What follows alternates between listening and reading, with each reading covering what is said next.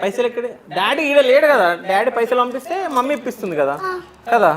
మరి నువ్వు నీ స్కూల్ ఫీజు ఎవరు కడుతురు? నీ డ్రెస్లు ఎవరు కొంటారు? నిన్ను ఎటన్నా తీసుకోపోతే అన్న వాళ్ళు ఇప్పిస్తురు. మన అన్నిటికీ డాడీనా? డాడీ ఉన్నాడు ఇక్కడ. మరి అన్ని డాడీ కొనిచ్చినాక నా దగ్గర ఎందుకు ఉంటాయి పైసలు? మీ డాడీ కొనిస్తుంది కదా, డాడీ దగ్గరనే ఖర్చు అయిపోతున్నాయి. ఇక నాకెక్కడ ఇచ్చినట్టు? మమ్మీ బాధపడుతుంది నా పేరు ఎత్తలే అని.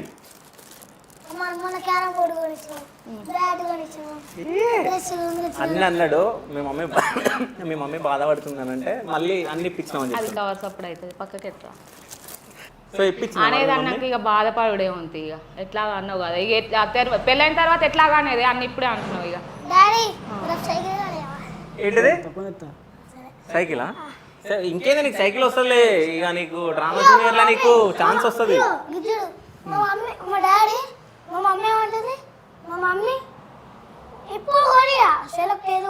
సెలెక్ట్ అవుతావు నువ్వు.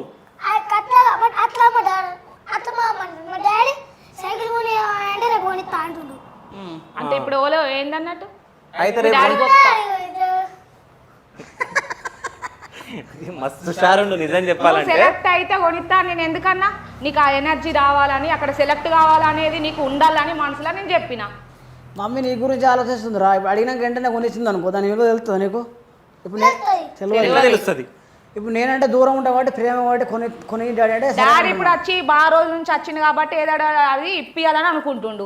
కానీ నీకు అడిగినాక వెంటనే అయితే ఆ విలువ ఎట్లా తెలుస్తుంది? కొన్ని రోజులు ఆగి కొనిస్తా అని చెప్తే సరే మమ్మీ దగ్గరకు పోయి సారీ చెప్పు. మమ్మీ సరే